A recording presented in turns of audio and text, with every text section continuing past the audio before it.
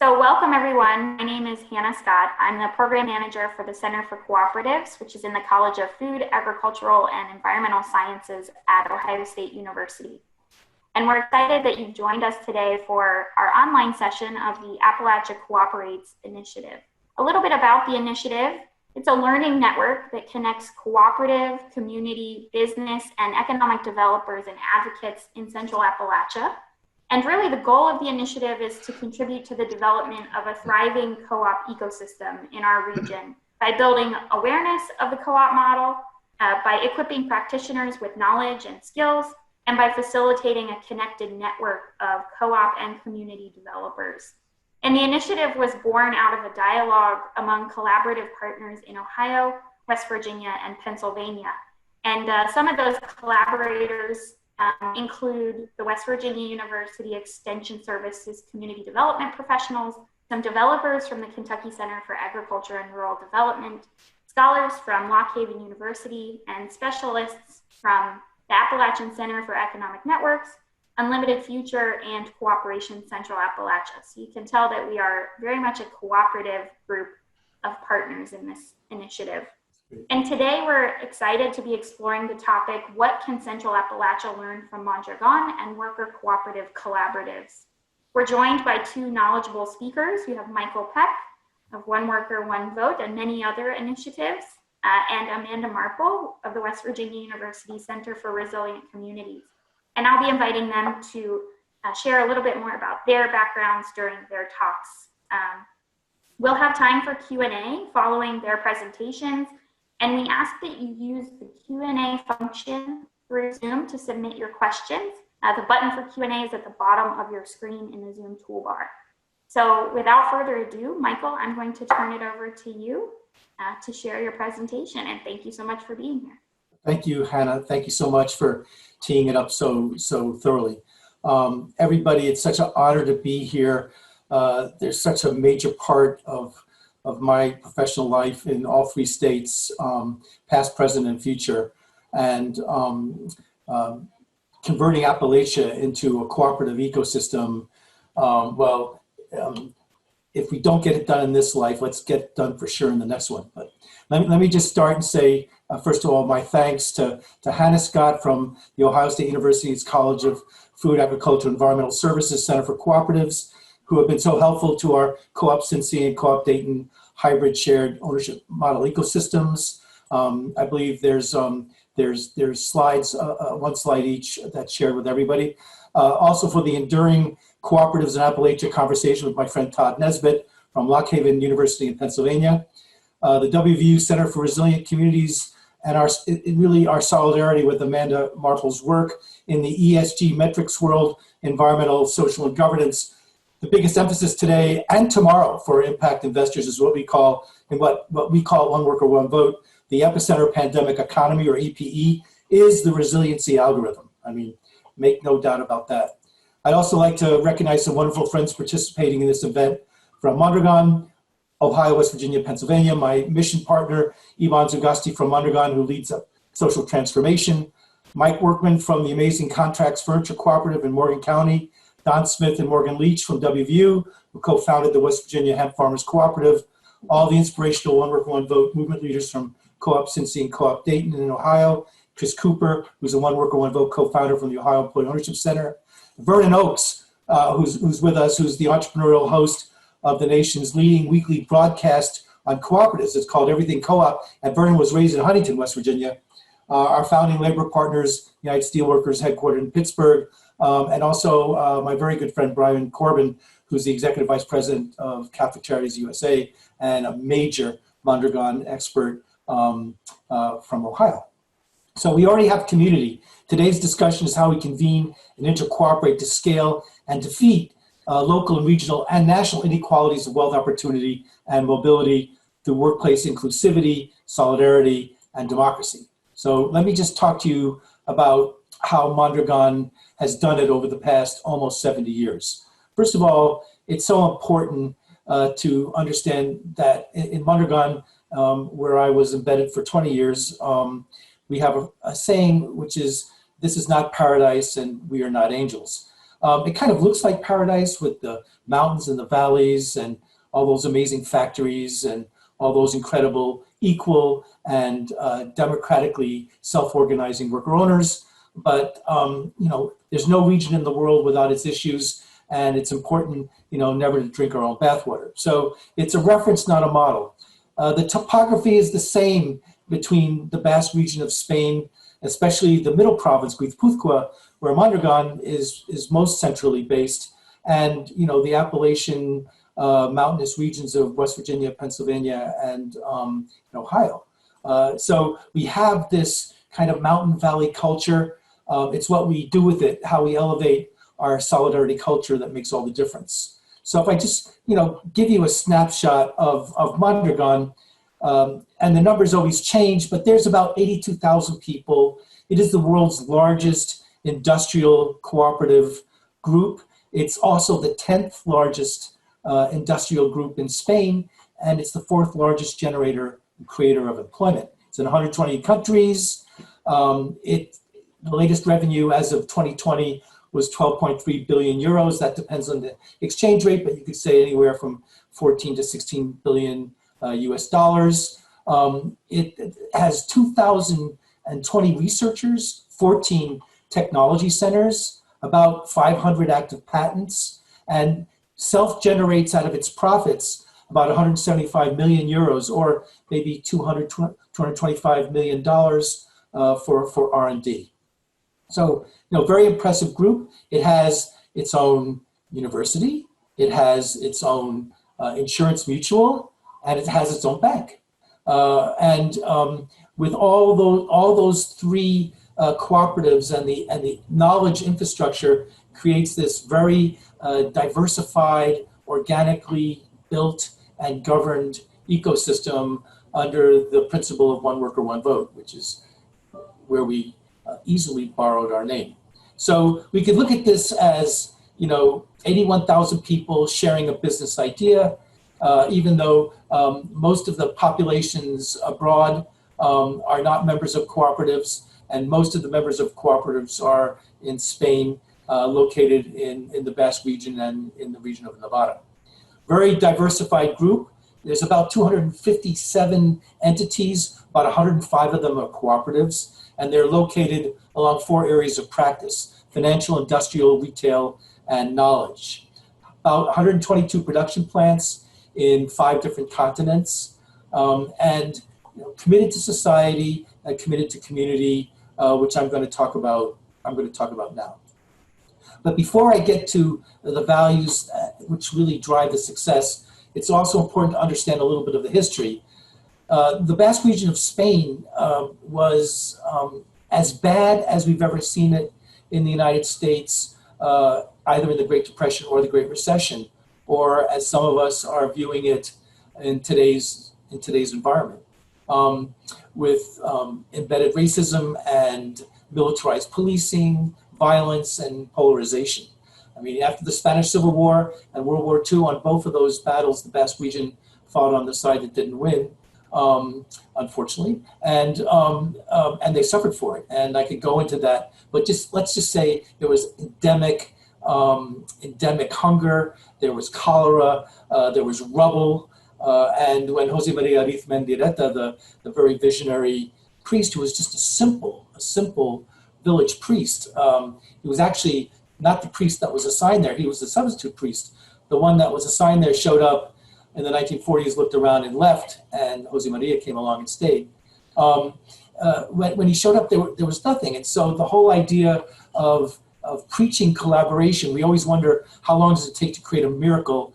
Well, for Jose Maria Arizmendiareta, it took him 15 years from starting to talk about things to seeing the first cooperative development. So development happened, which was 5 engineers getting together, Ugor.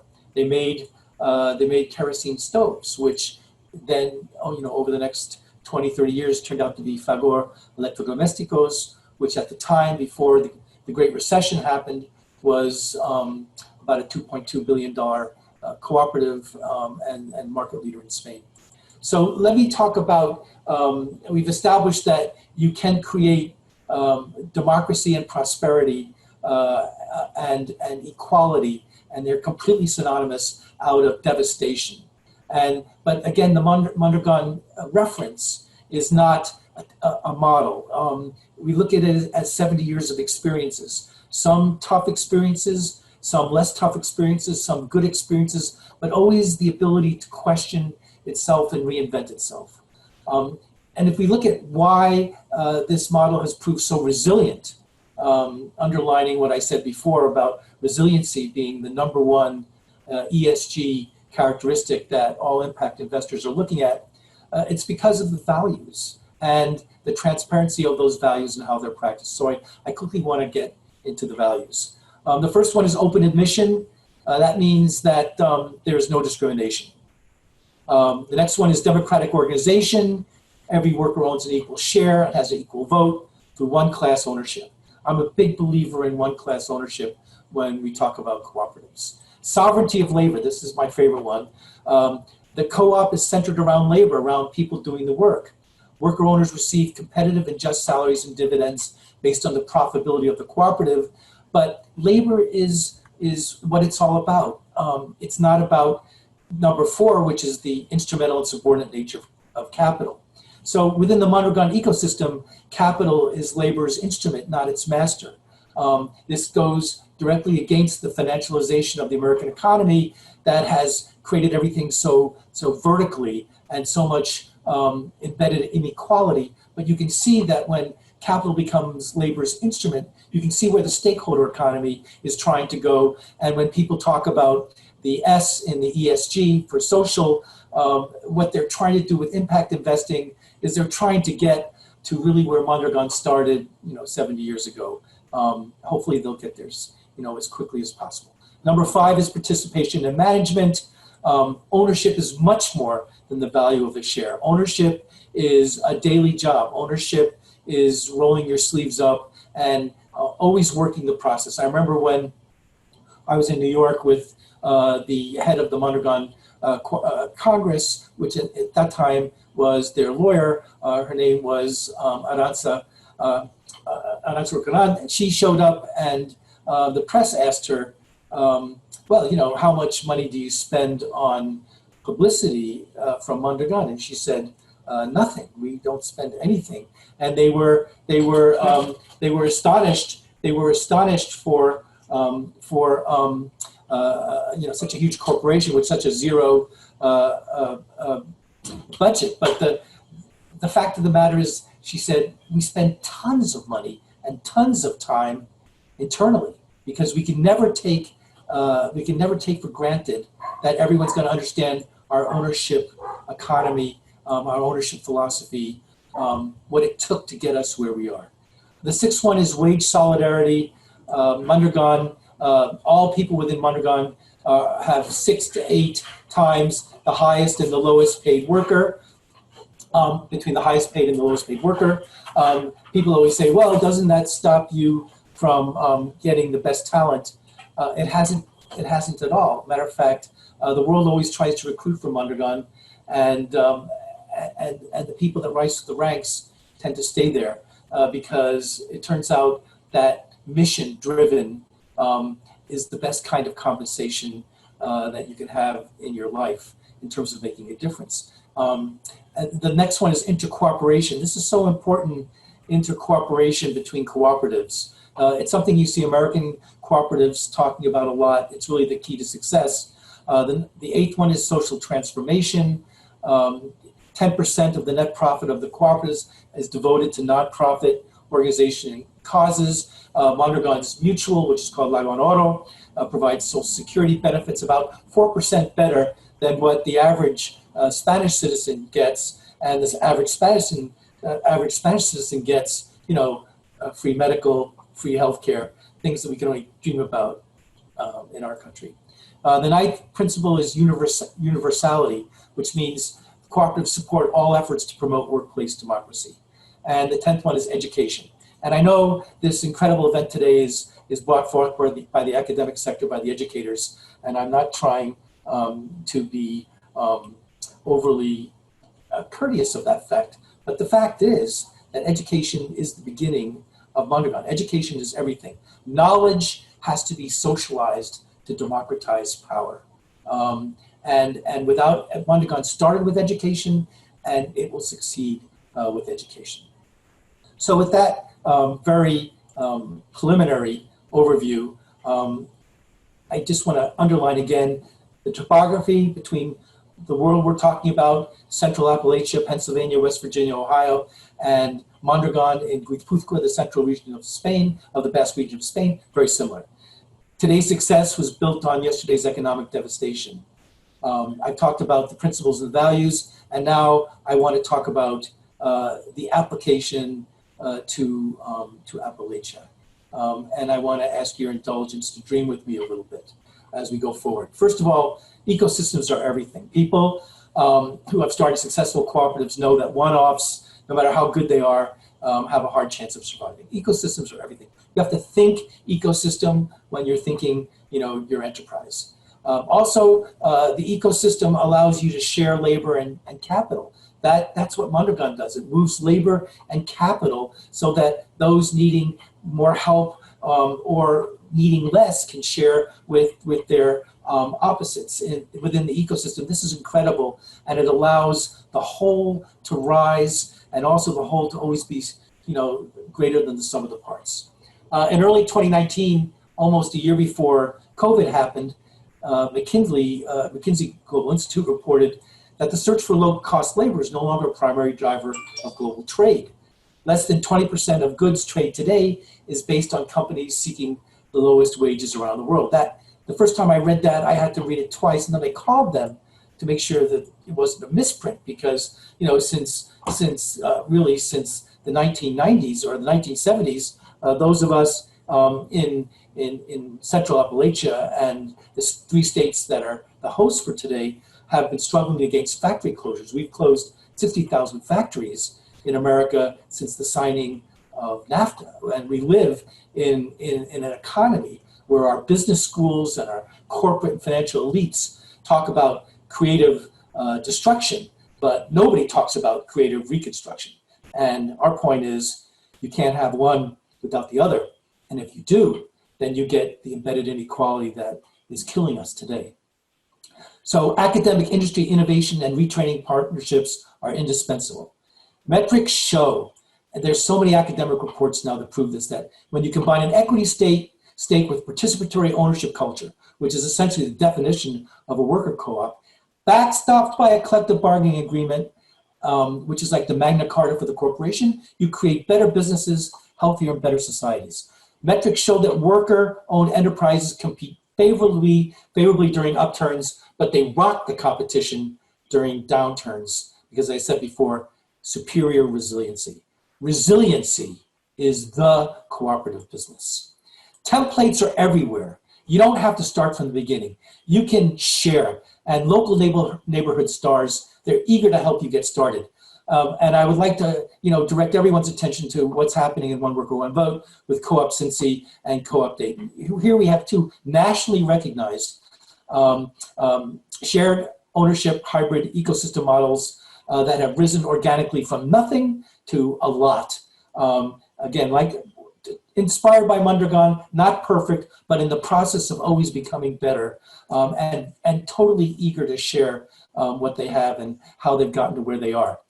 In the union co-op subset alone, which our U.S. experience is that we're entirely private sector, and we represent business areas such as healthcare, which includes home care and nursing, food desert grocery stores, fishing, logging, energy efficiency, solar installations, childcare, transportation, design printing, window manufacturing, agriculture, education, biking, software systems, marketing and communications, and soon medical cannabis, because I know my friend Don Smith and Morgan Leach are listening, through also the efforts of my friend Dennis Olson from the United Food and Commercial Workers Union and others.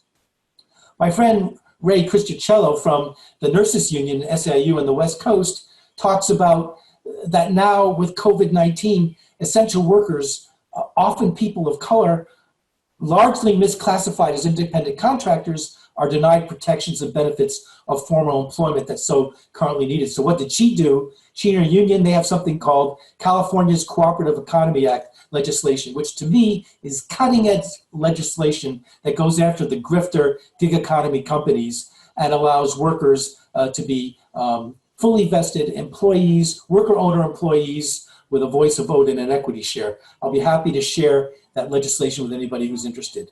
My friend Kevin O'Brien, who's co-founder and CEO of WorkX, which is represented by the steelworkers, says, I'm on the side of building a future where Works owns and monetizes its robots instead of the reverse.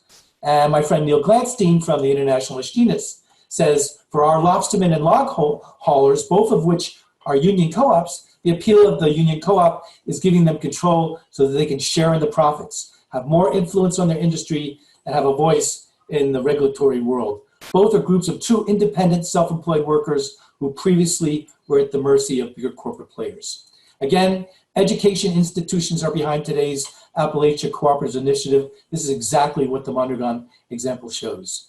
Low-hanging fruit, we should lobby the living daylights out of existing revered regional institutions, such as the Appalachian Regional Commission, to make forming worker cooperatives their highest economic development priority. And we need to do that by showing as well as telling. And finally, to conclude, let's conclude by thinking both big and small and form these vital academic industry partnerships to connect the dots. Let me leave you with two big examples. Example one, why not launch an Appalachia Regional Public-Private Partnership under the leadership of adjacent utilities, coal companies, universities, and community organizers to build a shared services cooperative that co-develops community wind and solar projects on as many of the 560 flattened out mountaintops as possible, and which includes adjacent local communities as equity stakeholders. You can use wireless transmission, new drone technologies to provide broadband, driving local economic benefits. This cooperative approach could ensure an annuity-type sources of income into adjacent rural areas, and you could commit the funds to vocational training, entrepreneurialism, local economic development, resiliency, bolstering local public education, community health resources, and local environmental remediation, restoration, and community renewal. Those mountaintops are right now not doing anything. They could be doing this, and all the technology is in place to make it happen. You don't have to dig a pipeline. You can make it happen. All you have to do is organize and have the will. The second big idea is that while America's coal miners may or may not choose to become software coders or healthcare specialists, they naturally possess the inherent earth mover skills to be retrained and locally or regionally redeployable as first-rate environmental remediators. Why not organize unemployed and underemployed coal industry workers into an educational and vocational worker cooperative, helping them to transition to environmental remediation work that pays way above minimum wage, often superior to coal mining wage levels even on good days, and which could benefit from long-term remediation projects in regions adjacent to coal communities so there's no family separation. Again, education is clearly the starting point in the ongoing convener. Why not start with a tripartite OSU, WVU, Lock Haven collaboration with Co-op University? We call it Co-op U in Co-op Cincy. So Co-op Cincy's Co-op U has a waiting list of businesses and ecosystems wanting to go through their boot camp. Why don't we do that together and expand the practice? Let's grow a values practical business experience and mission-aligned Central Appalachian cooperative community offering hybrid shared ownership models that fit local culture and make this second to none. Co-op Cincy, for those of you who are interested, is also organizing a learning mission to Mondragon for 2021 once the virus is no longer a threat. If interested, I and the event organizers for today will provide a POC. So, I apologize for, talking so fast, but 20 minutes, I needed 20 hours. Thank you so much for the opportunity. I hope I didn't overexceed my time. No, that was actually perfect. Thank you so much, Michael, for sharing your vast expertise and knowledge with the group today. We will have time, like we said, for Q&A following the presentation. So please do, if you have a question now, feel free to go ahead and load it in the Q&A function, and we will have time for it at the end. So I'm going to turn it over now to Amanda, and I will stop sharing screen so you can share your presentation. Wonderful. Hi, everyone. I'm going to get my screen share set up here really quickly. and we will get started.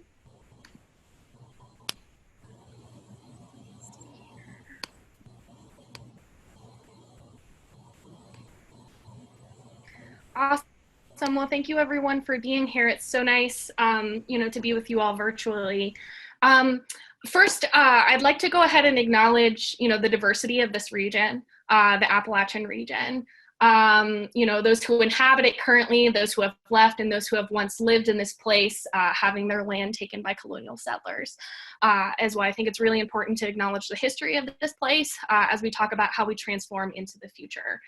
Before I get started, I would also like to do just a quick welcome. I don't think it will take very long, but I think that, as I want to especially acknowledge my privilege as a college-educated white woman coming to this talk talking about cooperatives and collectives.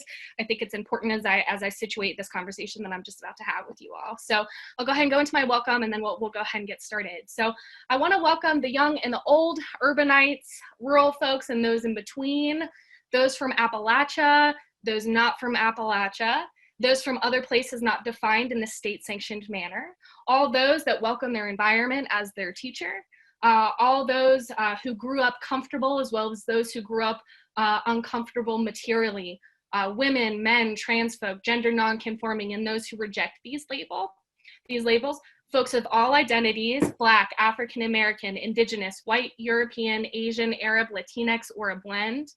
I want to welcome folks demanding that Black Lives Matter. I want to also welcome those of all sexual identities, those with disabilities, both visible and not visible, and with other chronic illnesses, those who have made it possible for us to be here and support you where you are, whether that's loved ones, coworkers, friends, administrators, mentors, or a combination, the lovely organizers of this event today. Thank you so much. I want to welcome those who have been immersed in this work for a while and those who are just now starting. To welcome our messiness and the complexities as changing bodies and minds throughout this entire process. Our ancestors and mentors, those who inspire us, survivors of all types and their supporters, allies, accomplices, and their co-conspirators, the dreamers and the visionaries in our communities, those who consider themselves leaders and those who do not. I want to welcome and acknowledge the Osage, whose land was stolen in Morgantown and colonized, the Shawnee, Mingo, Meneton, Susquehannock, Tutelo, and the Tuscarora people, whose land was stolen and colonized as Virginia, West Virginia, and these parts of Appalachia. I want to welcome every single person in this space, and thank you so much for being here today as we're talking about what the future of cooperation looks like in Appalachia. So with that, I'll go ahead and get started. So today I want to talk to you all about, what a just transition looks like in West Virginia. We've been hearing this terminology. Michael just, brought up the ARC. The ARC has, plans for just transition funds. We have a just transition fund. We have folks worked in our legislature in US Congress talking about a Green New Deal. But what does that actually mean as we encompass not only environmental practices, but an economic and a social shift? How do I start? All right, to start this off, I also want to acknowledge the fact that there are a lot of folks who have been dreaming, who have been working, who have been hoping for a collective future. And right now, I think it's really important that we're having this conversation too, as we were in the middle of a pandemic, as we are also in the midst of uprisings and demonstrations against racial inequality, police brutality, and inequality that we see amongst Black and people of color, Black folks and people of color in our society and our economics. But Angela Davis, from her book, Freedom is a Constant Struggle, it is in the collective that we find reservoirs of hope and optimism. And I think that, this is an incredibly important quote to kind of come to. Sorry, I'm looking at the chat and trying to also kind of navigate that. I'll get to your questions, Leah, I promise. So to give a little bit of background on where I come from and who the hell is Amanda and why is she talking? So again, my name's Amanda Marple. I'm the director of the Community Economies Lab at the West Virginia Center for Resilient Communities. I'm also the education and outreach director for the center as well. The center is a learning laboratory, a field station, an experimental space, and a make shop for action research in community transformation in West Virginia and the Appalachian region. We aim to develop the capacities for systems thinking and students, peers, partner organizations, our collaborators and co-conspirators throughout the region. We believe that systems thinking and learning aims to create social change by denaturalizing institutions and organizations, seeking to understand the underlying forces shaping them, and then thoughtfully guiding actors and institutions in planning for a different kind of system. So how do we move beyond what it is that we see now, which is our economic, social, and political project under capitalism in the United States? Our guiding principles are rooted in shared learning. So I'm super into this idea of a co-op university, imagining what it is that we can do amongst educators in higher education, and also penetrating into K through 12. I think it's really important that education is forefronted in this movement, in this moment. We root ourselves in concepts of equity, justice, and inclusion, radical inclusion, action and reflection in the way that we approach research and engagement as well, with our partner organizations, with our students, and anyone that we're affiliated with, an accompaniment process. And we also are guided by forces, systems thinking, and planning kind of concepts as well. And I can kind of expand on that at any point if folks have questions. Giving a little bit of background on the Community Economies Lab. So my lab draws on the action research approaches to incubate the development of cooperative and community-centered enterprises, specifically aiming to develop capacities and avenues to build community wealth throughout West Virginia and in the Appalachian region. There are diverse economic experiments currently underway throughout the Appalachian region, which seek to transform community life. Michael was talking about what's happening in Ohio. There are folks in North Carolina. There are folks in West Virginia and Kentucky that are working on what a collective future looks like, what a truly democratic future looks like in the hands of workers, in the hands of labor in this country. And our research and engagement support alternative economic enterprises based on principles of care, mutual aid, and solidarity. Below here are a few of the organizations or projects that we've worked with in the center over the last couple of years. You can see here First Hand Cooperative, Conscious Harvest Cooperative, Turner Appalachian Farm Collective, and most recently a cooperative grocery ecosystem project as well. I am most familiar with First Hand Cooperative, as I am a worker owner of First Hand Cooperative and was one of the founding members of our worker owner enterprise. So I'm going to explain a little bit about First Hand before I kind of dive into a little bit of the context of West Virginia, some of the challenges of doing worker ownership in West Virginia currently, and where we need to be in the future, and where we can dream into the future about a truly democratic and transformative Appalachia. So, excuse me. So, First Hand Cooperative started as a student experiment on the WVU campus in 2010. It's currently, in its current form, is a cooperative, a worker-owned coffee company located in Morgantown, West Virginia. We were inspired by the principles of fair trade and the fair trade movement, and we aim to connect producers and consumers in mountain communities through our fair share guarantee. So part of what we do, actually the main thing of what we do, is with our coffee sales, we redistribute profits to specifically cooperatively centered organizations in Nicaragua aiming to build a cooperative ecosystem, and organizations in West Virginia that are working on food justice initiatives, racial equity initiatives, and cooperative initiatives as well. Excuse me. So in 2015, we formally, we launched off of the WVU campus. Sorry, I'm having a few issues with just getting my video bar around trying to change the slide. Sorry, I'm not the most technologically advanced. All right, so like I had said, so we were a student experiment in 2010. And this initiative was led by students and some non-student members laboring to educate themselves and others about fair trade and coffee supply chains. Some of you may or may not know that fair trade certification, as many certifications, you know, in our food world have somewhat been co-opted by corporations in the demarcation of what is fair trade and what is not fair trade, and the money that it takes to become certified in fair trade as well. So part of what Firsthand really started to do with students was to begin thinking about how can we do fair trade better and be more responsive to you know, folks in fair trade, folks that are growing for a fair trade product.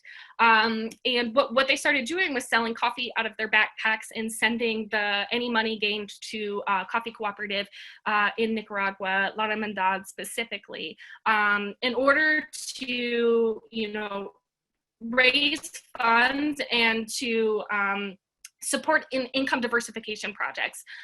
Coffee is a very fickle product, and if you lose your crop, you're kind of SOL.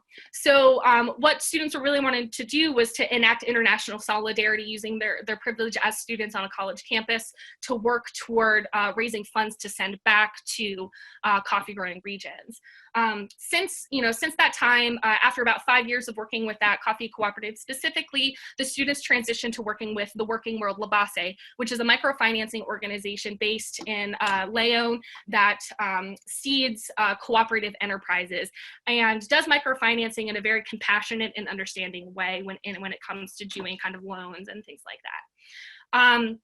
So again, kind of rooted in principles of cooperation, international solidarity, reciprocity, and social justice, students, including myself, formed in 2015, an enterprise off of the college campus, specifically organizing it as a worker cooperative, but not legally or incorporating it as a worker cooperative. And I can kind of go into a little bit about that later. And we have since expanded into not only doing profit sharing in Nicaragua, but doing profit sharing into West Virginia as well, again, to kind of seed some of these cooperative experiments and racial justice and food justice initiatives as well. Michael was talking about the, immense kind of connections between the topography of West Virginia and the Appalachian region and the Mondragon and in the Basque region of Spain. We find this very intense topographical connections in Central America as well, and find these very intense connections of labor struggles and history as well, exploitation and extraction of mountainous regions. So another kind of initiative that we were trying to do was to really folks who were engaging with our product, engaging with our coffee, trying to push them to also see solidarity in geographically different places. So where can I find solidarity and a connection between a coffee farmer? Where can coal miners and coffee farmers find connection is another part of our educational process that we were kind of going through. So I will go back and talk a little bit more about kind of the challenges of incorporating Firsthand as well out of the student organization in a few slides. But first, I think it's important to set kind of a context for worker democracy in West Virginia. I also want to acknowledge that this presentation is very West Virginia focused, and I know that there are folks here from across the Appalachian region. I don't want to talk on places that I'm unfamiliar with. So I'm coming from my truth and my knowledge base. So again, I will try to incorporate as much throughout other regions as I can, but again, specifically just focusing on West Virginia here. But as many of you know, this region and West Virginia specifically has a long history with labor organizing. We have the mine wars in the early 1900s, mid 1900s. We have the Battle of Blair Mountain, which was, a multiracial coalition of miners confronting coal companies in the United States government. We also have a long history of organizing with our teachers as well. See here in these pictures, we have on the left a picture from teacher strike in 2019, and on the right, a teacher strike in 1990. So we have this very strong history of organizing our labor and coming together in solidarity in order to demand, more from our institutions, from our public institutions, and from our private institutions.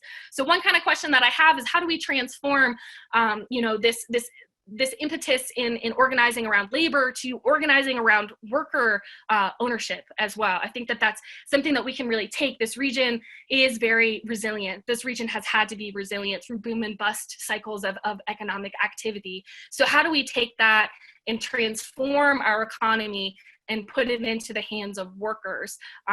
Unions are also fraught with power dynamics as as they are. So how do we again, like, transform those sort of initiatives and those sort of ideas into worker ownership? It's just a question to kind of think on, as we do have this very rich history. So, you know, that's kind of a setting of possibility, and thinking about, you know, we have this landscape of labor struggle and labor organizing and labor solidarity. But what are some of the challenges that we confront in West Virginia specifically, that make it challenging? I mean, building a cooperative ecosystem in a country that is rooted in a project of economic and social capitalism can be very difficult, particularly when you have folks in, you know, state legislation that are not really wanting to listen to ideas of worker ownership. But how do we demand and push that? So in 2015, West Virginia had gotten a cooperative legislation onto the books.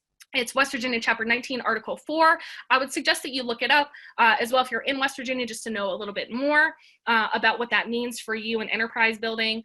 As we were going through our incorporation as firsthand, our legal counsel had advised that we not actually incorporate as a cooperative in West Virginia, because the legal incorporation didn't necessarily give us all of the benefits that we would want, and it wasn't necessarily as advantageous as incorporating as an LLC.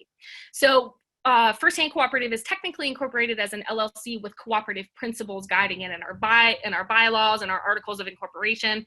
But our legal counsel is someone who had worked on cooperative enterprise building in Michigan before coming to West Virginia, and was looking through the legislation. Again, I'm not a lawyer, so I cannot speak on behalf of the exact details, but our recommendation was to not incorporate as a cooperative entity until we had a more robust cooperative legislation and cooperative law on the books.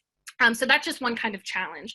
So kind of leading is that we need more comprehensive cooperative policy in West Virginia. So how do we talk to our legislators? How do we make to our state legislators about incentivizing policy that really encourages worker democracy, worker co-ops, multi-stakeholder co-ops, and consumer co-ops? Is something that I think on one side that we can, as constituents, argue and demand for policy change. Another thing, you know, as all cooperatives face, regardless of being in West Virginia and Appalachia, is starting capital. So where do you get access to capital that is understanding of what your endeavor is and isn't just looking for one person to be on your business loan? Because that's also something that comes out when you're looking for capital. And is that actually equitable if one person is on the business loan and then other folks do not have access to that in the same way? So it's just something to think about. So there are a couple of organizations such as the Seed Commons and the Working World that do specifically fund cooperatives and worker cooperatives, and they work with these worker cooperatives to really build robust and sustainable business plans as well. So that is one option. But there are other options in creating solidarity funds and community funds. You know, with the stimulus checks that came from the U.S. government, a lot of folks were thinking about, well, I don't specifically need this because I'm still employed.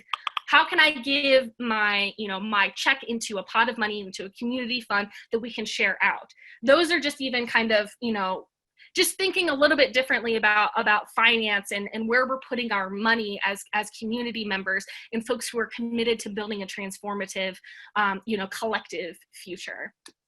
And another thing, again, kind of stemming from Michael's talk previously, is building these regional ecosystems. We cannot do this alone. So how do we tap into or even begin to build regional ecosystems that connect elsewhere? So one of these examples is the Industrial Commons. They're located in Morganton, North Carolina, and they work in the garment industry doing kind of upcycled garments, but they have a whole ecosystem of folks that work there, and they share capital amongst all of these other enterprises.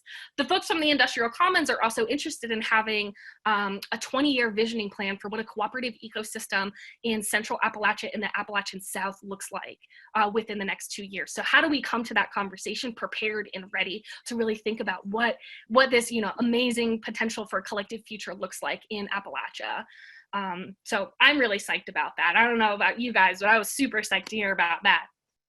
And then again, some of what was brought up previously, again, we cannot do this without education, particularly around, cooperative enterprise, economics and governance, and what it actually means to be a cooperator. We do have folks in this, in the state that are doing this work right now. Mavry Davis with the financial literacy boot camp, excuse me, and Central Appalachia Cooperates has been doing this work with youth. We have West Virginia New, which is also another cooperative organization in Charleston, West Virginia, that is working to do education with youth there. There are other youth education projects. Again, Mavry is working on a project with youth-centered flashcards on co-op economics. How do we get folks, young folks, excited about doing economics differently? And the West Virginia Community Economies Lab supports young folks doing research and wanting to explore outside of what neoclassical economics looks like in a university setting. And again, I think, one thing that's really important is that we need folks with technical skills to be involved in this cooperative movement. We need folks who know the legislation. We need folks who know cooperative economics, such as Mavry, who's doing this really awesome work in Charleston. So we need folks too that are involved in this, that have that kind of that language of knowing the economics, and that know the finances, and that know the legal landscape in order to really build these robust and sustainable systems. And Hannah, I know I'm going over time, and I just have like two more. I think I have 2 or 3 more slides, and I'm so sorry. You're great. Okay. I'm going to try to wrap up here within the next couple of minutes. But I think that, again, I preface this conversation saying that it's very important that we're having this conversation now, that folks are in this virtual space thinking about what a just transition looks like in Appalachia and in West Virginia. Again, I'm from West Virginia. I love West Virginia. That's where I'm from, so I'm going to talk West Virginia all the time. But as we see shifting economies. Like, climate change is absolutely going to force us to shift economies. Michael was talking about, how, all coal miners might not want to go into the tech industry, but what does a transition look like for folks who are mining coal or in the mining industry to have like sustainable, well-paying livelihoods? Does that come through cooperative enterprise building? In my utopia, I would like to think so. COVID-19 has also disrupted the ways in which we do commerce and trade and go to, stores and buy things as well. Like, how do we take the lessons of how we've been navigating COVID-19 in a global pandemic to really think about, like, what does collective and community care look like? And how can we actually have these sustainable economies, community economies, and build wealth within ourselves in order to survive? Again, racial inequity, the critiques of racial capitalism, particularly now after the death, the visible death of George Floyd and Breonna Taylor and the countless other Black folks who have been, murdered at the hands of police in the United States. We're really reckoning with this right now, and critiques of how capitalism has these racial talons within our society is really coming out, and has been for a long time, but I think more folks are really starting to notice now, particularly white folks are really starting to notice now specifically. And social safety nets, again, in the midst of all of this, like, where have our social safety protections gone? Do we need to be thinking about how we create communities of care and not rely on our, governmental entities to take care of us? Because we have seen with this administration, it has been very hard. There has been a lack of response to the needs of folks, everyday folks, in this pandemic, in climate change, in uprisings and demonstrations against racial inequality. So I think that there's really an opportunity here for us to take this as system thinkers to move forward into the future. And the youth are definitely all right. Social movements have been sustained by youth engagement and action. We have folks like the Stay Project that are here in West Virginia and Appalachia, whose mission is to envision an economically and environmentally sustainable Central Appalachia, where young people have the power to build and participate in diverse, inclusive, and healthy communities. We have to provide opportunities for our young folks to stay in Central Appalachia and Appalachia. That's just what has to happen. these are the folks that are going to have the energy to build cooperative enterprises and collective enterprises. We have to invest in our youth, and we have to invest in folks to stay here and to make Appalachia, make Appalachia amazing, the amazing place that it is. We need our young folks to stay. And policy change. We need comprehensive policy change focused on cooperative enterprises and encouraging worker democracy and ownership. And cooperatives also have this opportunity to really be addressing the actual needs of our communities. Do we really need a Starbucks on every corner? Morgantown is now having like Starbucks like everywhere. Or do we actually need, an enterprise, a cooperative enterprise that is thinking about low access to food, that is doing, buying clubs? Do we need, bookstores? What do we need in our communities that will actually make a thriving and sustainable community? Do we need to look to corporations to bring in stores and entities that do not necessarily provide to our local economy? In my opinion, no, I don't think so. I think that we need to be able to develop our own selves from the ground up and determine what it is that our communities need and want.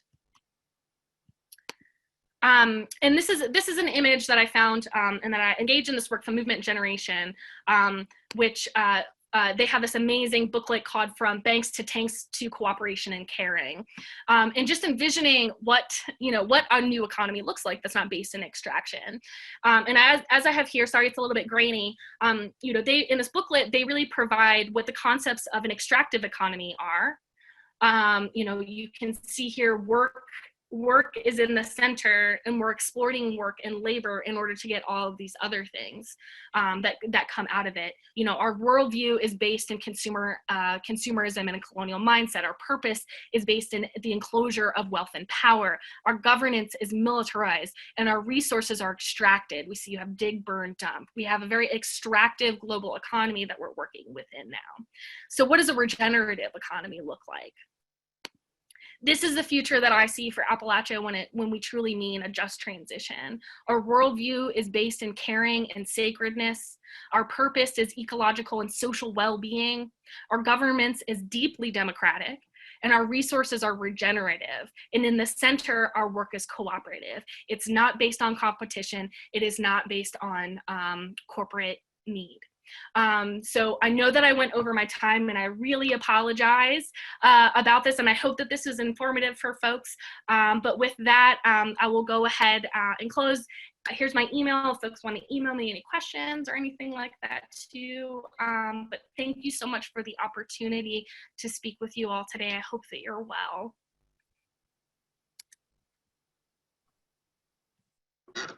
Thank you so much, Amanda. Hello, everybody. My name is Todd Nesbitt. I'm with Lock Haven University of Pennsylvania. And Hannah has nominated me today to, to moderate Q&A. So at this time, we'll open it up to any questions and comments folks might have for the panelists. And I did see one question already in the chat box. Likely, I think, directed to Michael. Michael is asking, there's a high level of risk to an individual whose retirement savings are subject to changes in value of the firm from which they receive their wages or salary. Enron, as an example, also a lack of diversity geographically yields lower returns. For example, a California public school teacher with a pension invested in securities only of North American-based firms. So how are citizen workers in Mondragon protected from excessive risks? Right. So first of all, let me just say that, Amanda, whatever coffee you drink in the morning, I would like to have the same thing every single morning. And also a conversation with you at the beginning of every week, because I know then I will be marching forward in the right way. Thank you so much for your incredibly inspiring remarks. I couldn't have bobbed my head more if I wanted to physically. Let me answer this question. This is a question we get a lot. And I really appreciate the question because it's a nice way to ask the question.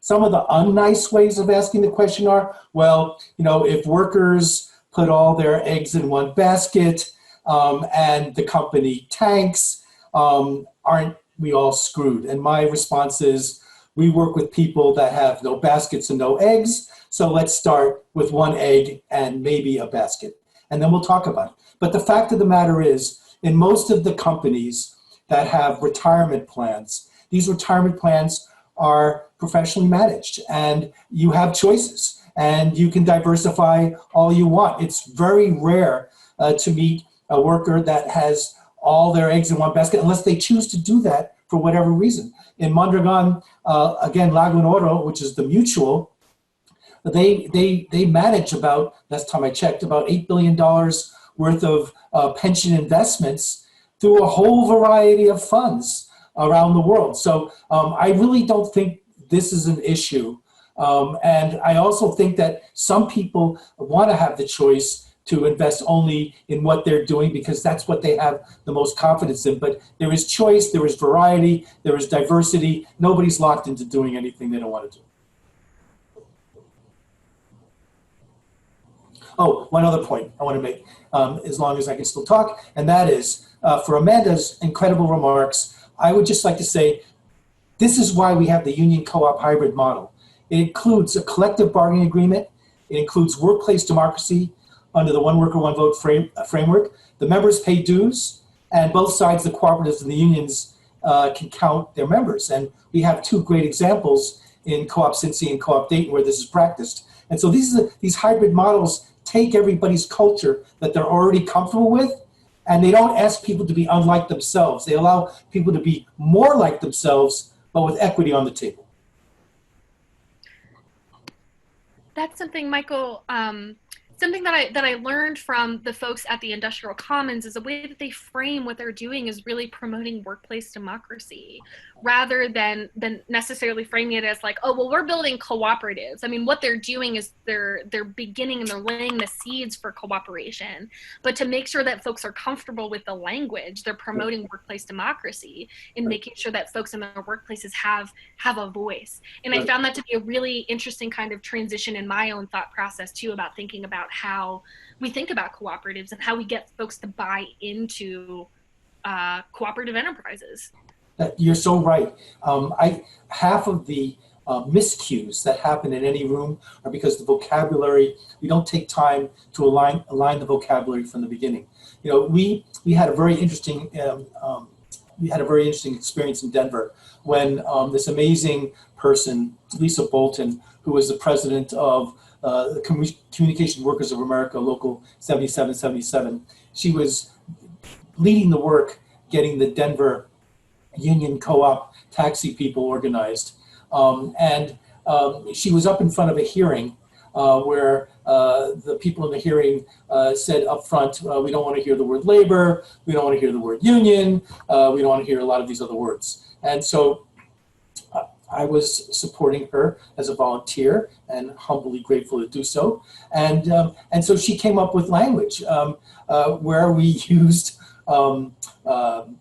do-it-yourself, rugged individualism, bootstrapping, solidarity, profitability, social responsibility, civic responsibility, all the words that are really in the middle of the American spectrum. We've allowed people on the extremes to demonize those words and put them into silos. We need to take those words back and put them right back in the middle where they belong. Okay, we have a few more questions I see. I'll start at the top here. How can we encourage the ARC to shift away from their endorsement of petrochemicals and fossil fuel development, i.e. the Appalachian Storage Hub?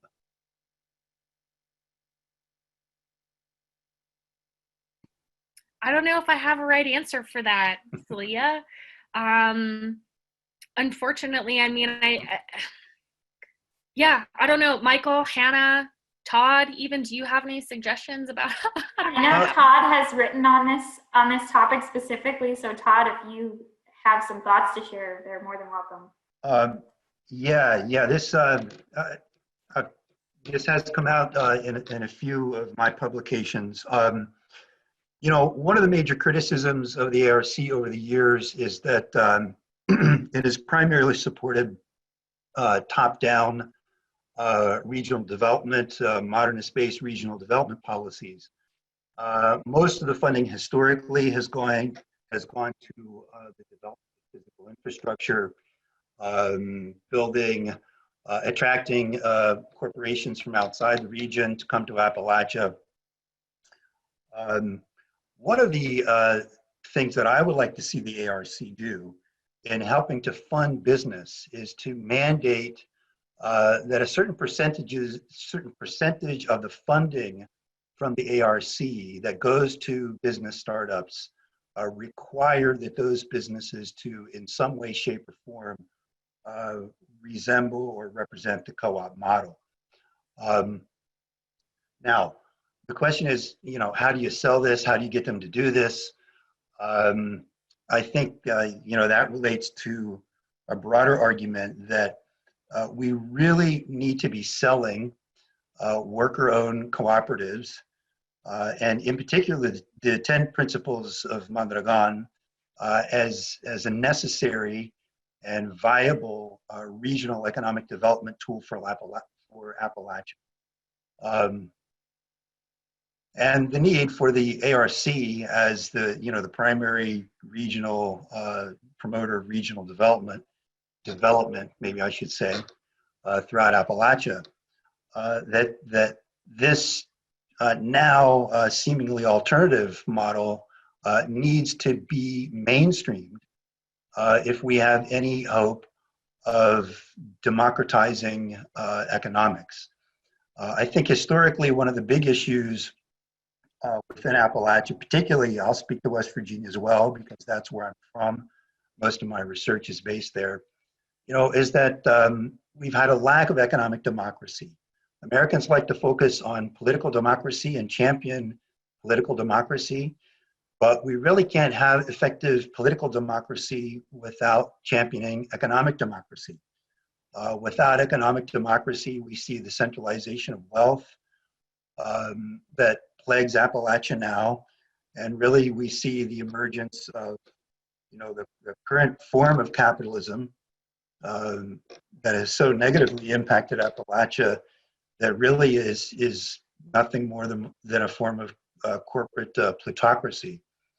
So it's about ownership, it's about economic democracy.